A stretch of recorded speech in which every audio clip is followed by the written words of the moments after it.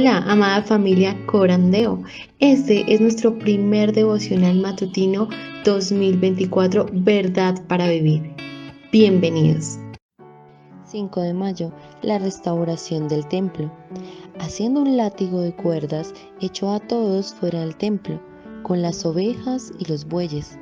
Desparramó las monedas de los que cambiaban el dinero y volcó las mesas. Sus discípulos se acordaron de que estaba escrito: el celo por tu casa me consumirá. Juan 2:15, 17. Está sucediendo esto. Vamos a orar entonces inicialmente dando gracias al Señor y encomendando en las manos del Señor este tiempo y este día que es un día de fiesta para todos los hijos de Dios, porque hoy nos reunimos en el templo, en la iglesia, para estar de fiesta con nuestro Padre y darle nuestra mejor adoración. Oremos entonces. Amado Padre, Dios de los cielos, tú que gobiernas, Señor, desde tu trono este universo, a ti, Señor, puestos de acuerdo tus santos aquí reunidos. Te decimos gracias por este día. Es la palabra que siempre debe salir de nosotros cada mañana, cada comienzo de día que podamos abrir los ojos y respirar y movernos, decirte primeramente gracias porque puedo hoy tener vida y disfrutar de este día que has creado para todos nosotros. Y en especial hoy, Señor, que es día de fiesta para nosotros, tus hijos. El día de fiesta porque hoy nos volvemos a ver, nos volvemos a encontrar todos en esos cuerpos locales donde tú nos has colocado, para que gozosos, Señor, te rindamos nuestra mejor adoración, para que gozosos, Señor, nos abracemos, nos saludemos y practiquemos los mandamientos del Señor Jesucristo para nosotros, sus discípulos. Amarnos, perdonarnos, tolerarnos, orar los unos por los otros, edificarnos, pero sobre todo rendir juntos adoración a nuestro Dios, que es el mismo Padre que todos tenemos, con el cual, Señor, siempre estaremos por toda la eternidad, porque Él es fiel y porque Él nos quiso salvar y ha derramado sobre todos nosotros en los distintos lugares todas las mismas bendiciones, su gracia, su misericordia, su bondad, lavarnos con la sangre de su Hijo, todo lo ha hecho Él. Y no hay diferencia entre unos y otros, ni entre un lugar y otro. Somos uno solo todos, conformando este cuerpo universal en Cristo Jesús. Por eso nos gozamos en esta mañana. Y te damos gracias, Señor, porque podemos hoy entonces tener los medios para asistir todos a nuestra iglesia. Aquellos hermanos que por motivos de salud o de otra circunstancia que tú conoces, que delante de ti, Señor, pueden estar tranquilos por su inconveniente. También oramos por ellos, Señor. Algunos están tal vez postrados en camas, enfermos. Tú lo sabes, Padre. Oramos por esos hermanos.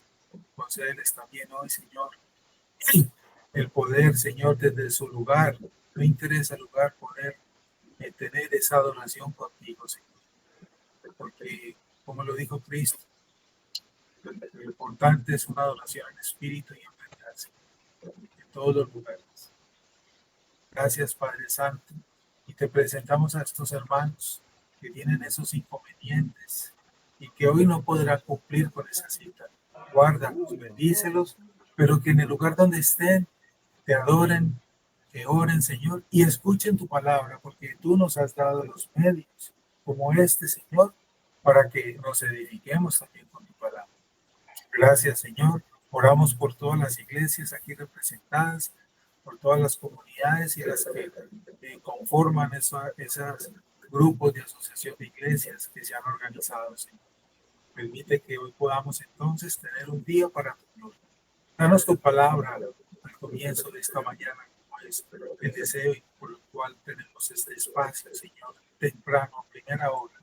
Danos tu palabra para comenzar este día, bendición en tus caminos y seguir siendo nutridos por tu palabra, para ser guardados en ella, en santidad, para que podamos, Señor, entender cada día, seguir tu camino, porque lámpara es a nuestros pies tu palabra. Bendice, Señor, y guarda hoy a tus siervos, a todos los que hoy expondrán tu palabra en los distintos lugares. que tu espíritu dirija sus mentes, sus bocas, para que hablen con autoridad la palabra de Dios para la santificación del pueblo de Dios. Y perdona nuestros pecados, Señor, que son muchos, muchos, muchos, de las cosas y las formas como te ofendemos. Cúbrenos, Señor, porque tu gracia es mayor que nuestros pecados, y danos sabiduría para no abusar de tu gracia, como escribe Pablo en su carta, sino que sigamos siendo esforzados y valientes en la lucha con nuestro pecado, para que Él sea glorificado en nuestras vidas. Danos tu bendición entonces, Padre amado, Padre bueno, y háblanos que tus siervos escuchas. Tenemos hambre y sed de tu palabra, Señor. Sacia nuestra necesidad de hambre y sed de tu palabra. Te lo pedimos humildemente todos puestos de acuerdo. En el nombre de Cristo Jesús, Señor nuestro. Amén. Y amén. Dice así, mayo 5, la restauración del templo. Haciendo un látigo de cuerdas, echó a todo fuera del templo, con las ovejas y los bueyes. Desparramó las monedas de los que cambiaban el dinero y volcó las mesas. Sus discípulos se acordaron de que estaba escrito, el celo por tu casa me consumirá. Juan 2, 15 y 17.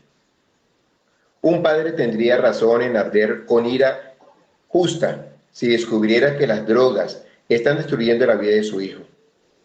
Nadie esperaría que ignorara esta devastación, como si no tuviera importancia. No, esperaríamos más bien que hiciera todo lo necesario para extirpar ese mal y asegurarse de que su hijo sea restaurado. Cuando Jesús, el Hijo de Dios, entró a la casa de su Padre en la tierra, el templo de Jerusalén, y miró aquella escena, sintió dolor. Un lugar diseñado para adorar a Dios había sido convertido en uno donde se adoraba el dinero.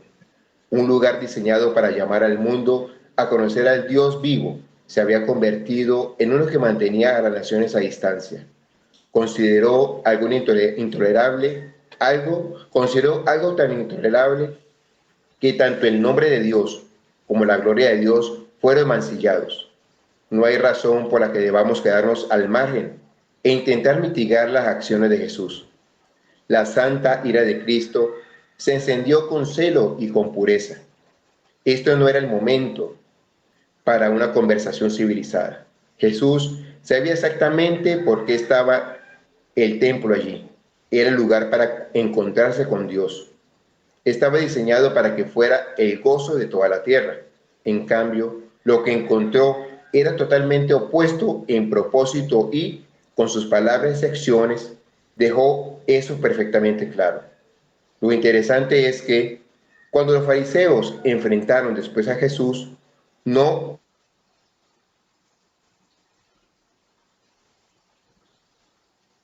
Jesús respondió a este reto de afirmación desconcertante.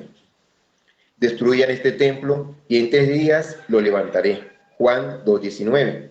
Juan explica que el templo al que se refería era el mismo. Versículo 21. Un día Jesús regresaría a Jerusalén, no a visitar el sitio del templo, sino a dar su propio cuerpo y sangre como el sacrificio completo y final por nuestros pecados, para después resucitar a una nueva vida y reinar para siempre. Fue con esa autoridad que estaba marcando con claridad la diferencia entre lo que Dios había diseñado que el templo fuera y lo que se había convertido. Así que nos enfrentamos con un Jesús radical que responde con celo y una actitud protectora al asunto de la gloria de Dios. Este Jesús no es manso ni calmado. No es un Jesús que siempre dice que sí y que nunca reta a nadie. Él es el gran sumo sacerdote que vino no solo a limpiar el recinto del templo, sino también a limpiar nuestro corazón y a tratar con nuestra enemistad hacia Él. En Él, el templo verdadero, Dios ha edificado, casa de oración para todos los pueblos. Isaías 56:7.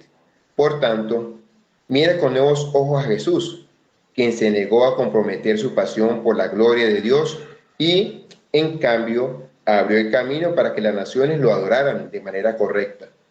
Mira con nuevos ojos a Jesús, quien utilizó su autoridad y perfección para tomar voluntariamente nuestro lugar y llevar en su cuerpo nuestro castigo, para que nosotros pudiéramos ser restaurados. Mira con nuevos ojos a Jesús, de cuya gracia sublime eres beneficiario, y permite que su celo por la gloria de Dios se vuelva también tuyo. Lectura complementaria, Mateo 27, 35, 56. Bueno, hermanos, Amén. aquí tenemos el devocional del día de hoy, todos los temas, edificante, nos lleva siempre a meditar esa relación y el cómo vivir con nuestro Señor. La restauración del templo, así lo ha titulado un texto el autor del devocional. Y cita ese pasaje en el Evangelio de Juan, lo leímos, el capítulo 2, donde también está contenido otro hecho más de las bodas de Caná que todos conocemos, ¿cierto?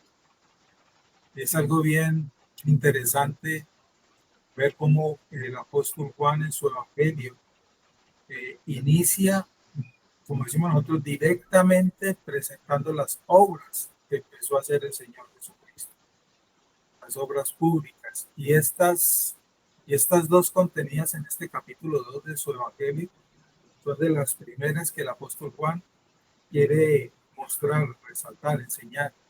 En los otros evangelios, este hecho sucedido en el templo está mucho más allá de la mitad de estos evangelios, ¿cierto? Casi al final. Vemos allí, por lo tanto, el deseo de Juan de empezar a mostrar, porque digo, esas obras del Señor Jesucristo.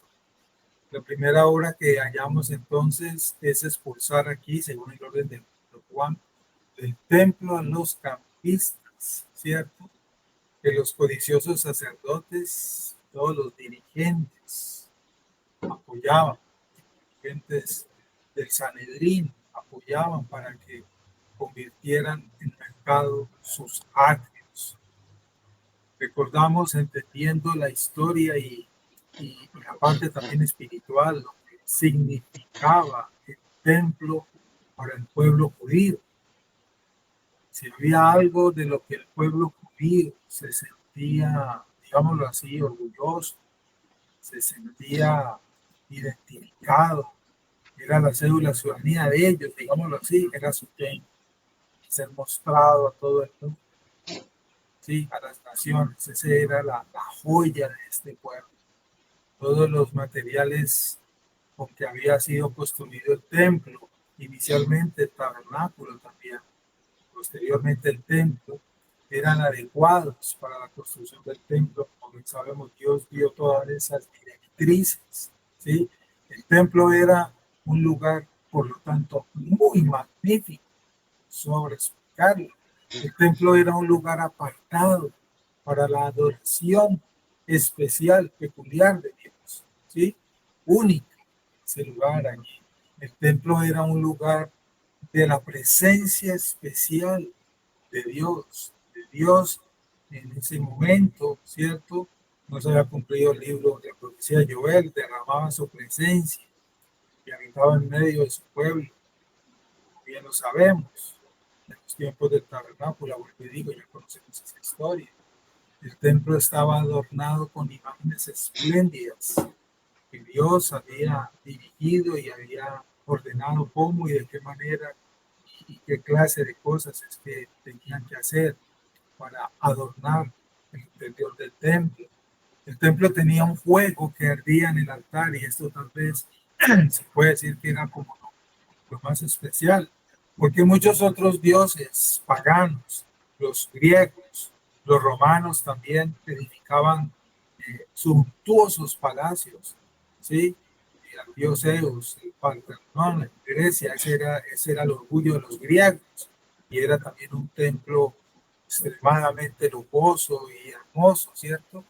Pero la diferencia de todos esos otros templos paganos, que eran hermosos, suntuosos, llenos también de oro y cualquier otra cantidad de extravagancias, es que el templo judío se caracterizaba porque ardía con un fuego especial en el altar y ese fuego descendía del cielo directamente y esto no sucedía en esos otros templos paganos.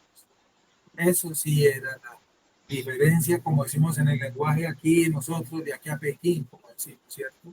Tenía ese fuego que ardía en el altar, ese fuego especial, ese fuego que lo hacía único, como era el pueblo de Israel único. Para eso lo había escogido Dios entre todos los pueblos de la tierra. Eso entonces es bien significativo y bien diciente. El templo, por lo tanto, al tener esta característica que estamos describiendo de ese pueblo, era un lugar sagrado, santo, ese lugar santísimo era así precisamente, y por lo tanto debía mantenerse limpio y en orden. Así tenía que ser, limpio y en orden, porque era un lugar sagrado, destinado para ese encuentro con Dios, esa comunicación con Dios. Pero sabemos lo que sucedió en el marco de la historia, ¿cierto? En ese momento coyuntural de la historia, cuando Cristo en Jerusalén visita el templo y encuentra ese espectáculo que él vio. Los que ahora hacen de la casa de Dios, en ese momento que Cristo entra a sus atrios, un mercado, convirtieron en un mercado, son los que tienen sus mentes llenas con los intereses por los negocios solamente, los negocios del mundo. Cuando asiste, ¿cierto?, a los ejercicios religiosos o los que desempeñan esos oficios divinos, pero solamente por amor a la ganancia.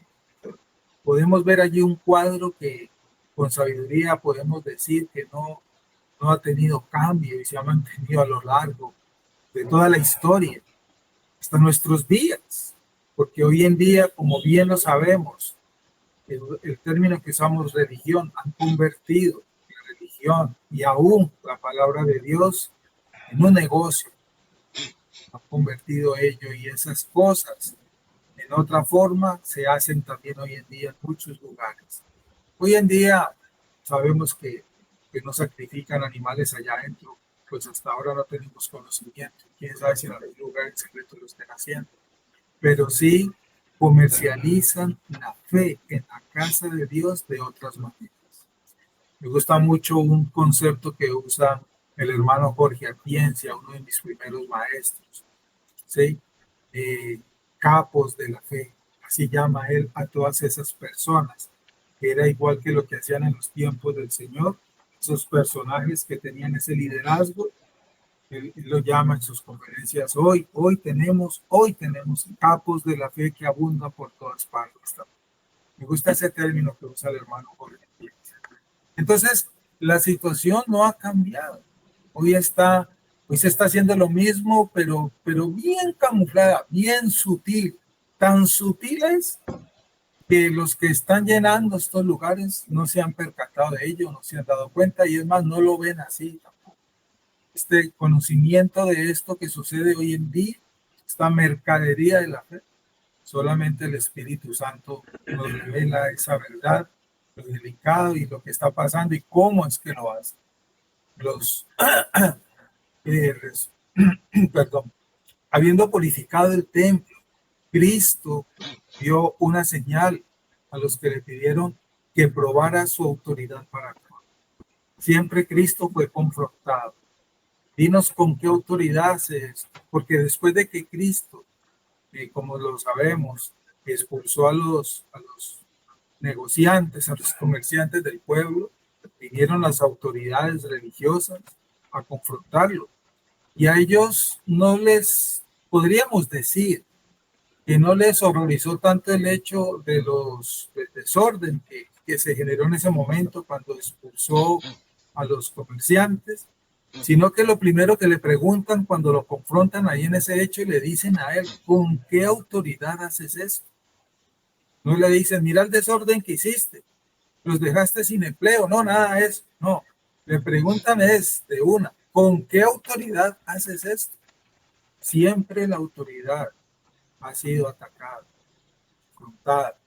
Siempre ha sucedido eso. Y eso fue lo que le confrontaron al Señor. ¿Qué autoridad tenía para actuar? Jesús seguidamente y despuesito anuncia su muerte por la maldad de los judíos y dice esas palabras tan misteriosas para ellos y que las interpretaron equivocadamente. Ya las conocemos, parafraseado: destruid este templo y lo reconstruiré en 3 días. Pero lo tremendo es que en la profundidad de esos hechos, de las palabras de Jesús, Jesús en otras palabras estaba diciendo: yo les permitiré destruirle, ¿cierto? Anuncia, por lo tanto, su resurrección también por su propio poder, por el poder del Espíritu Santo. En 3 días lo levantaré. Cristo volvió a la vida por el poder del Espíritu Santo. Y entendemos nosotros que se estaba refiriendo a su cuerpo, a su vida, ¿cierto? Pero ellos no lo entendieron así y se burlaron de él. Un templo que tardó años en construirse, lo volvieron burla a las palabras de Jesús. Nos demoramos tantos años haciendo este templo. Tú dices que lo vas a hacer en 3 días. Me imagino las carcajadas de aquellos en ese momento para los burlar, pero no entendieron. Los apóstoles, después que Jesús resucitó, se acordaron de esas palabras y ya entendieron ellos a qué fue que se refirió Jesucristo. Los hombres se equivocan cuando entienden, por lo tanto, esto es un ejemplo muy bueno y abro un paréntesis aquí, se equivocan cuando entienden literalmente muchas partes de las escrituras y hablan donde la escritura nos habla figuradamente, y eso se ha prestado para muchas doctrinas equivocadas. Cierro ahí el paréntesis. Ese es un caso, por ejemplo, particular. Cuando Jesús resucitó de entre los muertos, sus discípulos recordaron lo que Cristo había dicho aquel día y entendieron. ¿Sí? Entendieron. Mucho ayuda, por lo tanto, a nuestro entendimiento de la palabra divina, que observemos bien con lupa el cumplimiento de los acontecimientos que son narrados en las escrituras, para que no caigamos así en especulaciones como cayeron aquel día los que no entendieron las palabras de Jesús. El devocional, el autor empieza con un mensaje muy bonito y que es una realidad para nosotros hoy en nuestra vida. Dice él aquí: un padre tendría razón en arder con ira justa si descubriera que las drogas están destruyendo la vida de su hijo. Y ese es un ejemplo, pero a ese ejemplo que él pone allí, las drogas, le podríamos poner más casos, ¿cierto? Que hoy en día destruyen la vida de los jóvenes. No solamente la droga, sí, hay mucha violencia intrafamiliar que se está dando. La inseguridad, los problemas de salud, son muchas cosas hoy en día que está sucediendo, ¿cierto? Es impresionante ver, por ejemplo, el índice tan alto de suicidio que hay entre los jóvenes amados, niños de 11, 12, 13 años, y ya han hecho intentos de suicidio y no habla con ellos y dicen que no quieren vivir y no le tienen sentido a la vida. Son muchas circunstancias que están pasando. Pues un padre bueno, un padre responsable, un padre que ama, se preocupa por estas situaciones, se preocupa, ¿cierto? Nadie espera que un padre bueno, responsable, pase por alto estas situaciones por sus hijos. Nadie esperaría que se ignorara esta devastación, como dice el autor allí en el devocional, como si no tuviera importancia, ¿cierto? No esperaríamos más bien que hiciera todo lo necesario para extirpar ese mal y asegurarse de que su hijo sea restaurado. Eso es lo que se espera. Hoy en día se ve de todo. Hoy vemos padres irresponsables que no les importa lo que sus hijos hagan. Perdóneme este otro paréntesis.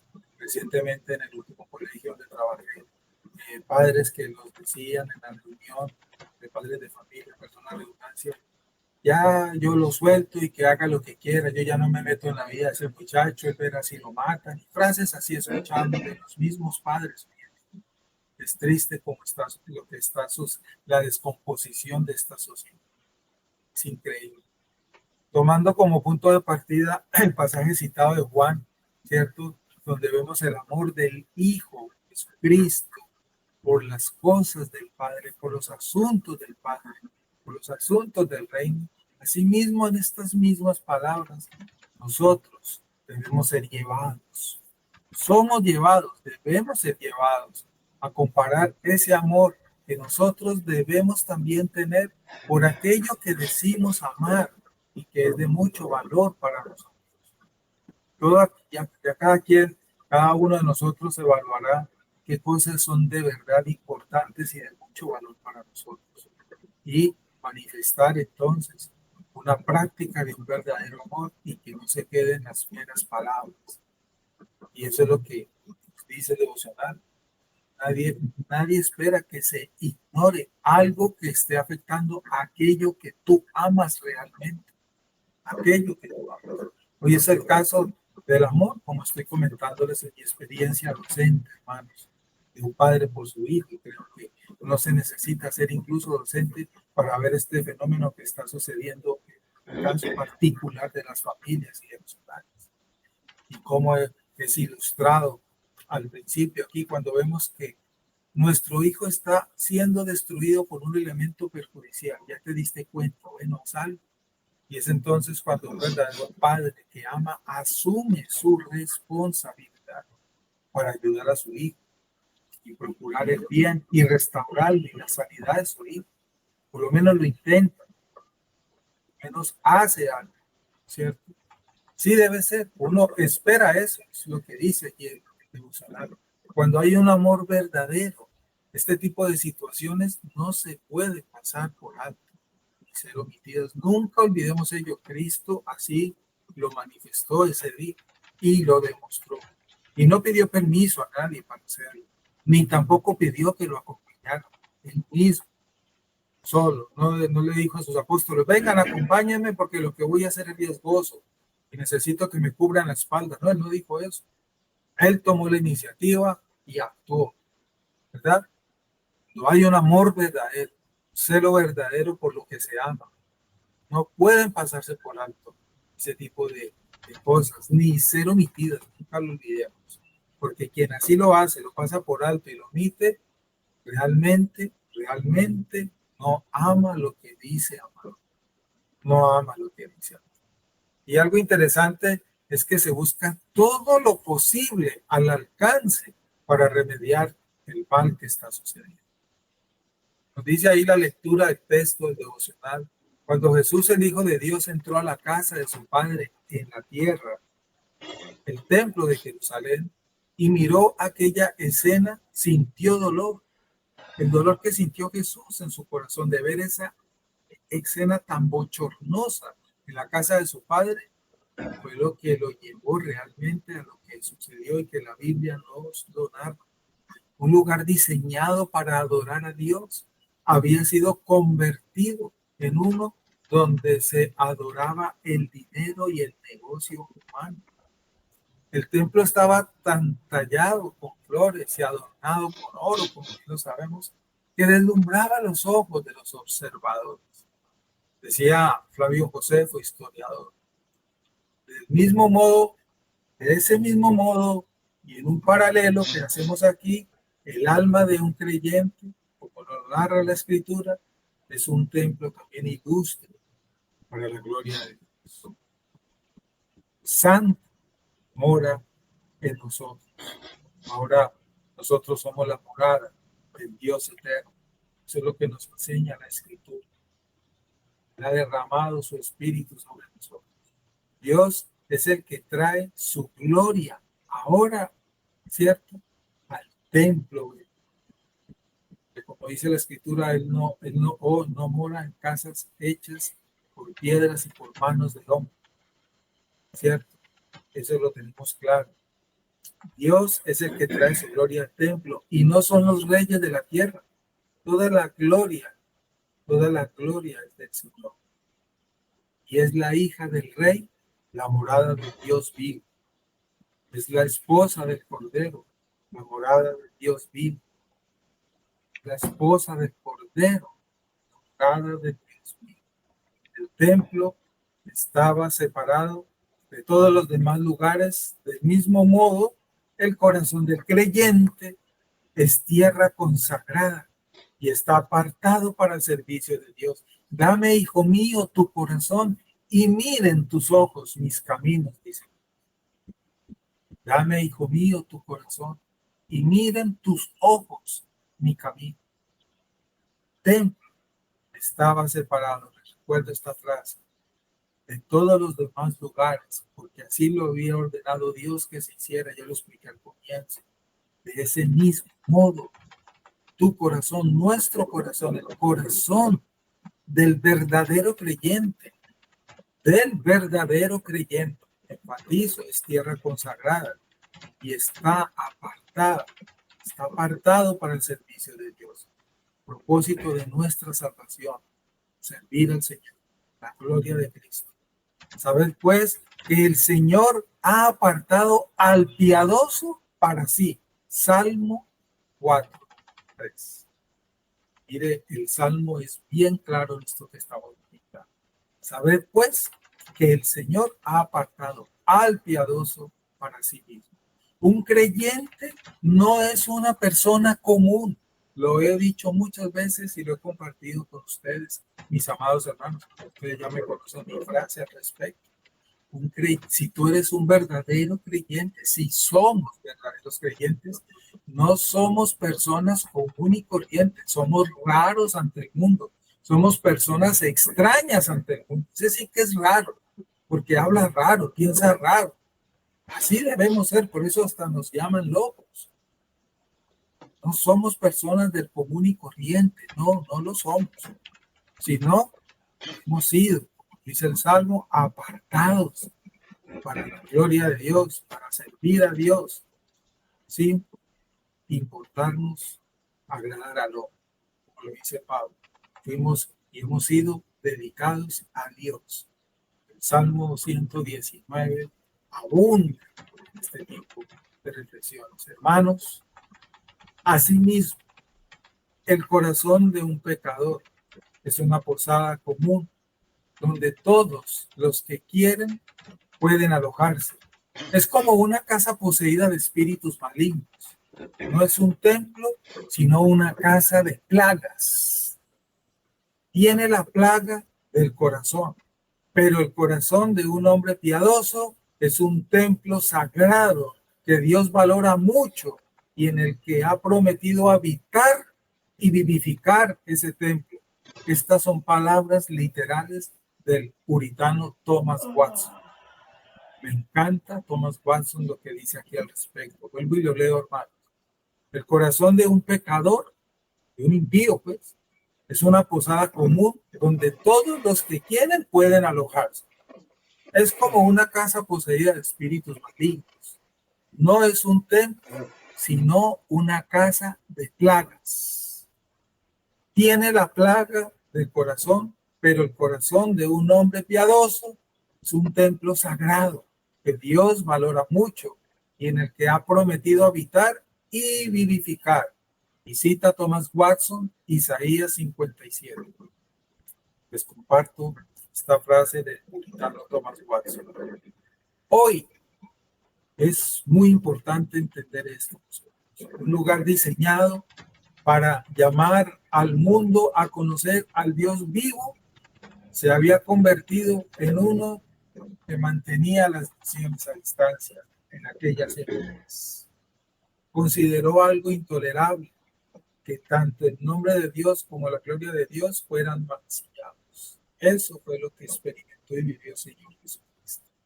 Cristo nunca admiró las buenas piedras del templo visible, sino que admiró la gloria del templo, espiritual. Así lo hizo el Señor. Y muchas de sus palabras que Él dijo cuando habitó entre nosotros, así nos lo revelan las Escrituras. Palabras como estas, por ejemplo, en Mateo 15:28, oh mujer, grande es tu fe. No le dijo grande es tu belleza, ni qué bonitos vestidos tienes, ni de dónde sacaste ese collar que te hace lucir tan hermosa. qué peinado tan hermoso, te ves distinta por ese peinado. No, no le dijo eso a esa mujer. Resaltó y admiró el Señor en esa mujer cuando le dice, grande es tu fe, lo que hay por dentro. Mateo 15:28. La belleza de un santo de Dios, de un verdadero creyente, de un hijo de Dios verdadero, es por lo tanto el interior. El hombre encubierto del corazón es suntuoso y magnífico. El hombre del corazón que está encubierto es incorruptible, ornato de espíritu agradable y pacífico, lo cual es de gran estima delante de Dios. Primera de Pedro 3:4. Ya entendemos esas palabras del apóstol Pedro muy profundamente. Continúa diciendo el devocional, hermanos, allí en la lectura del texto guía. No hay razón por la que debamos quedarnos al margen e intentar mitigar las acciones de Jesús. La santa ira de Cristo se encendió con celo y con pureza. Este no era el momento para una conversación civilizada. Adicionémosle ahí, amable, con un tintico. No. No era el momento. Ese no era el momento. Recuerde que dice Eclesiastés, hay un momento para tirar piedras y hay un momento para recoger. Ese momento era el momento en que Cristo tiró piedras por esa ira santa y se despertó en él. Jesús sabía exactamente por qué estaba el templo allí. El propósito del templo era el lugar para encontrarse con Dios. Lo tenía claro, ¿sí? Como debía ser claro para el pueblo judío, pero lo que lo habían convertido, evidencia que se les había olvidado y no valoraban, por lo tanto, lo que debían valorar y lo que debería ser verdaderamente valioso para ellos. El templo era el lugar de la presencia especial de Dios con su pueblo. El Señor puso su nombre allí. Allí ordenó sus bendiciones. De la misma manera, Dios manifiesta maravillosamente su presencia en un corazón espiritual como lo estamos viendo en esta analogía. Allí emite las influencias de su gracia, las comunicaciones de su amor. Dios visita su templo. Dios nos ha visitado el poder de su espíritu. Oh, las dulces sonrisas de su rostro, los susurros de su espíritu en el corazón del verdadero creyente. Cuando un cristiano es ensanchado en el deber y su corazón arde dentro de él, ahí está la presencia de Dios en su templo. Si su respuesta por medio de él es verdadera, ese cristiano se dedica a honrar a su Dios, a servir a su Señor, a darle la gloria al Señor, cosa que abandonó el pueblo de Israel. Estaba diseñado para que fuera el gozo de toda la tierra, ese templo de Jerusalén. En cambio, lo que encontró Jesús era totalmente opuesto en propósito, y con sus palabras y acciones dejó eso perfectamente claro. El templo, a ser ese lugar sagrado, hermanos, recordemos siempre, debía mantenerse limpio.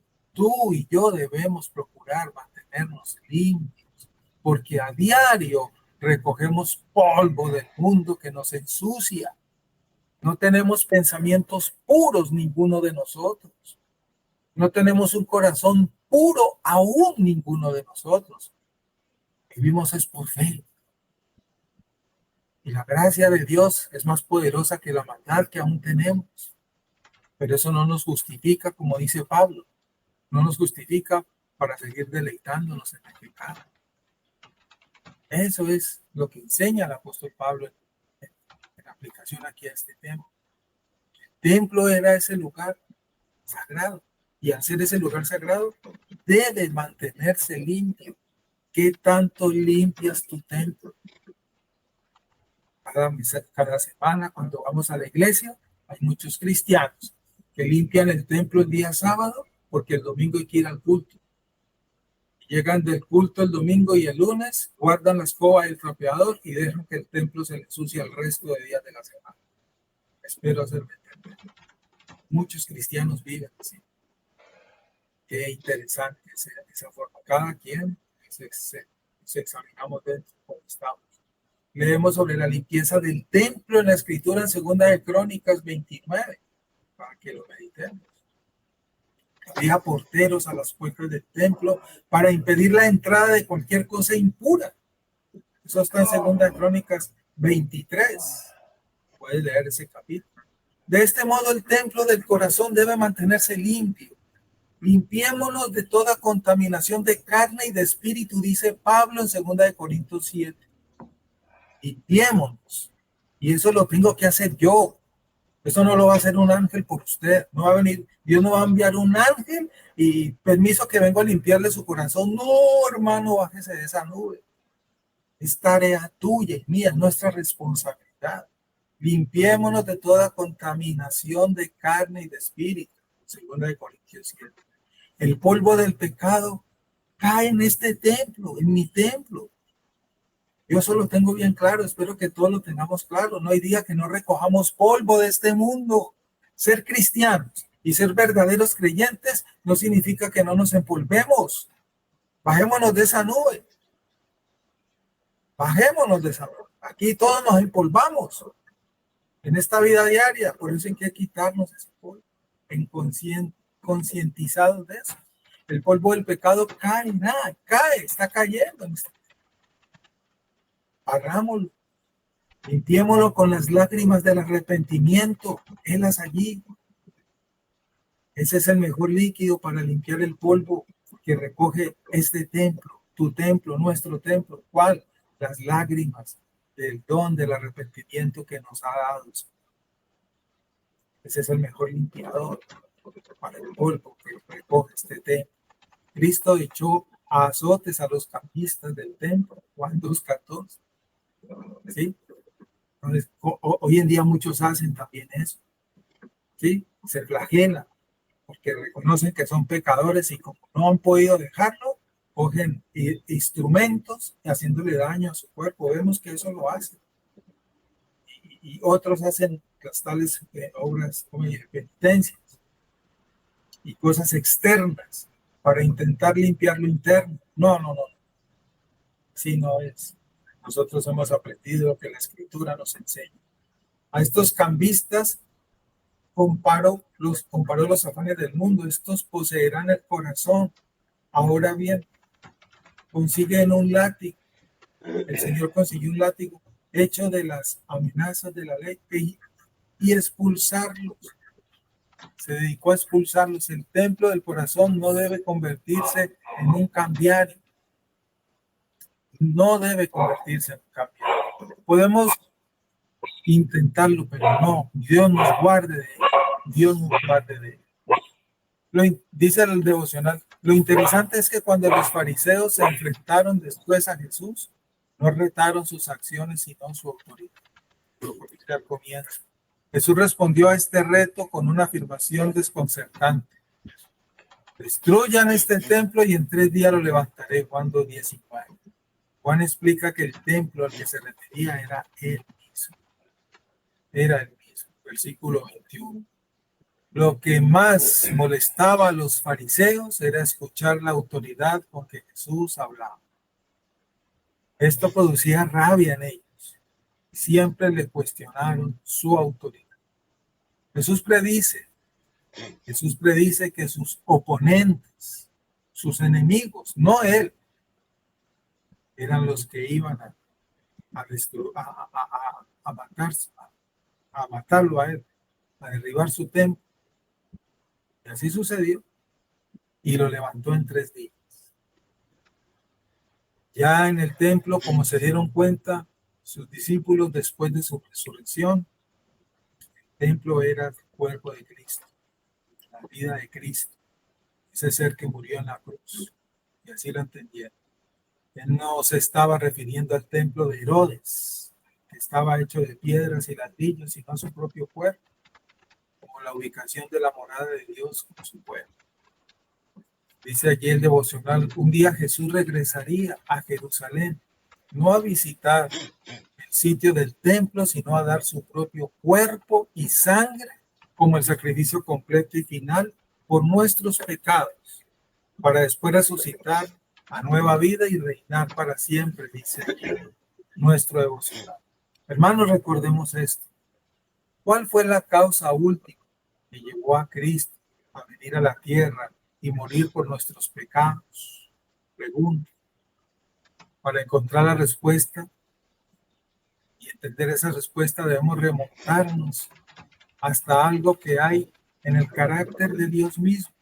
Aquí las escrituras apuntan a dos cosas, el amor y la justicia de Dios. El amor de Dios como una causa para la expiación, la vemos en el pasaje más conocido de la Biblia, porque tanto amó Dios al mundo que dio a su Hijo unigénito, para que todo el que cree en Él no se pierda, sino que tenga vida. Muy conocido, Juan 3:16. Pero la justicia de Dios también requería que encontrara una forma de que se pagara el castigo que nosotros debíamos por nuestros pecados, porque no podía aceptarnos para tener comunión con Él si no se pagaba antes por el castigo. Esa es la parte penal, la parte legal, como dicen los juristas. Y así se cumplió. Y así es. Eso es lo que entendemos en el Evangelio. Fue con esa autoridad que estaba marcando con claridad la diferencia entre lo que Dios había diseñado que el templo fuera y en lo que se había convertido. Así que aquí nos enfrentamos con un Jesús radical que responde con celo y una actitud protectora al asunto de la gloria de Dios. Este Jesús, dice la lectura de hoy, no es manso ni calmado. No es un Jesús que siempre dice que sí y que nunca reta a nadie. No vayamos a confundir lo que Jesús, la Biblia nos dice. Aprendan de mí, que soy manso y humilde de corazón, en otro pasaje. Tenemos que entender los textos dentro de los contextos para poder entenderlos y aplicarlos correctamente. Él es el gran sumo sacerdote, nuestro Señor Jesucristo, que vino no solo a limpiar el recinto del templo como así lo hizo, sino que vino también a limpiar nuestro corazón y así se ha hecho, y a tratar con nuestra enemistad hacia Él. Por medio de Cristo es que tenemos esa paz y ya no somos enemigos de Dios y la ira de Dios no está sobre nosotros. Los sacerdotes recordemos que los sacerdotes eran nombrados por Dios para ofrecer sacrificios y también ofrecían oraciones y alabanzas a Dios en el nombre del pueblo. Mediante ese ministerio sacerdotal santificaban al pueblo o le hacían aceptable para acercarse a la presencia de Dios. Por eso Cristo es nuestro sumo sacerdote. Y ese fue uno de sus oficios, ser sacerdote para nosotros. En el Nuevo Testamento, Jesús se convirtió en nuestro sumo sacerdote, como bien lo narra el libro de Hebreos. Este tema está ampliamente desarrollado en esa carta a los Hebreos, donde se nos presenta y encontramos a Jesús funcionando como ese sumo sacerdote eterno. Nunca será cambiado. Los del Antiguo Testamento eran cambiados porque morían. Vivía uno, era colocado en esa función, pero por ser hombre mortal, pecador, moría y así sucesivamente. Ya el sumo sacerdote que tenemos es eterno, es santo, perfecto, no ha pecado, no peca, no pecará, es eterno. Él intercede por nosotros por toda la eternidad. Jesús ofreció un sacrificio perfecto por el pecado, como bien lo hemos aprendido en las Escrituras. Y Jesús continuamente nos lleva cerca, nos acerca a Dios. Como sumo sacerdote cumpliendo esa función, Jesús ora continuamente por nosotros. Hoy en el templo, dice la lectura de hoy en el templo verdadero Dios ha edificado casa de oración para todos los pueblos. Isaías 56 se cita allí en el texto. Isaías 56:7 Yo los traeré a mi santo monte y los alegraré en mi casa de oración. Sus holocaustos y sus sacrificios serán aceptos sobre mi altar, porque mi casa será llamada casa de oración para todos los pueblos.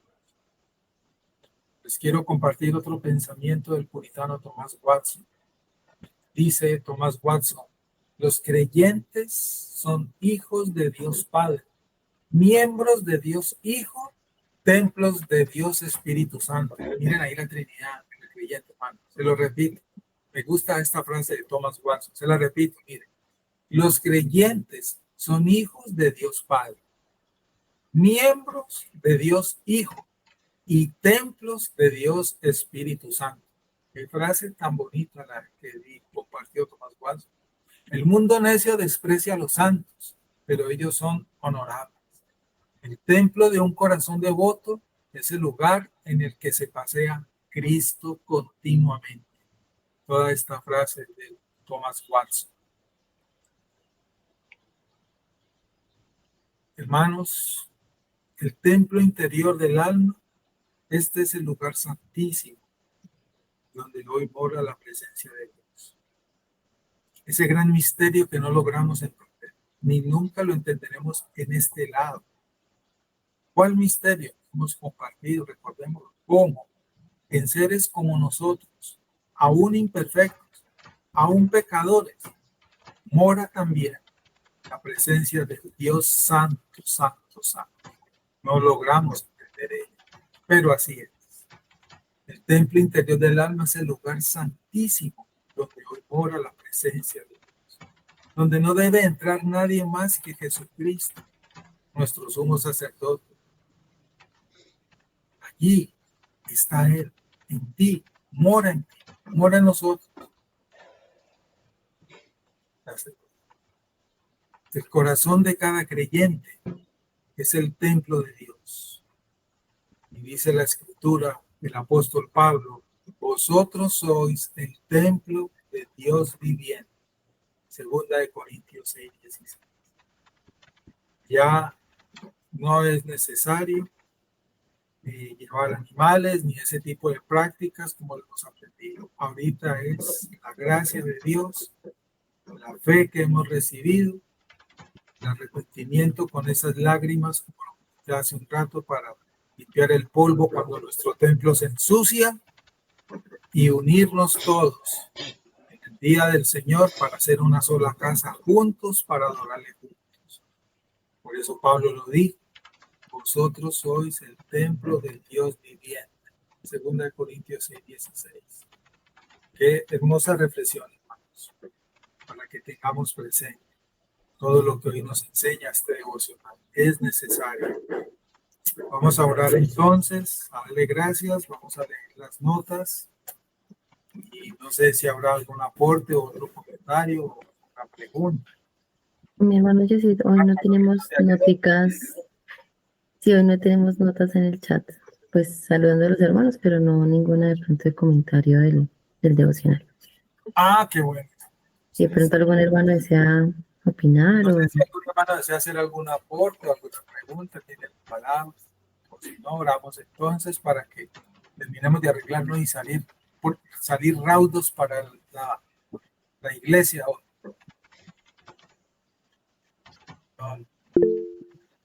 María Alejandra, hermana, te escuchamos. Hermano, por favor, publique en el grupo la frase anterior de Watson. No la copié, bueno, okay. Por favor. Bueno, señora, ahorita en un ratito la primera que dice el corazón de un pecador es como una posada, esa. Bueno, por favor. Con mucho gusto, frases muy bonitas que lo edifican a uno mucho estas afirmaciones de estos hermanos. Fueron muy sabios, guiados por el Señor para edificarnos con estos mensajes. Vamos a orar entonces.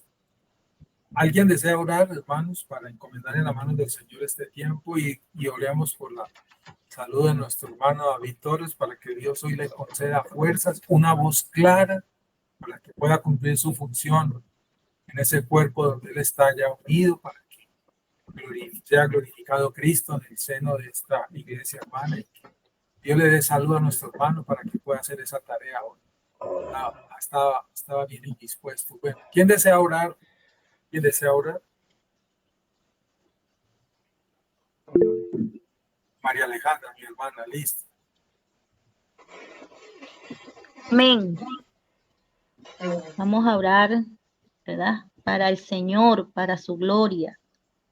Padre bueno, Padre eterno, Padre de misericordia, en el nombre de tu amado Jesucristo, nos presentamos en esta nueva mañana que se renueva tu misericordia sobre nuestras vidas, con temor y temblor y un corazón contrito y humillado, y un corazón también lleno de gozo, de alegría, lleno de paz, Señor, de contentamiento, por que tú nos permites, Señor, conocer tu verdad, conocerte, Señor, a través de estas enseñanzas, a través de tu palabra, Señor. Realmente es algo que nos maravilla, Señor, que nos consuela, Padre, que nos lleva, Señor, nos levanta en otras alturas, Padre, entender, Señor, la importancia del templo. Aquel templo, tú lo permitiste que se levantara en los tiempos de Salomón, Señor, porque él era un símbolo de tu presencia y un símbolo de lo que iba a venir, Señor, así como anteriormente fue el tabernáculo edificado por Moisés, oh mi Dios, en el desierto.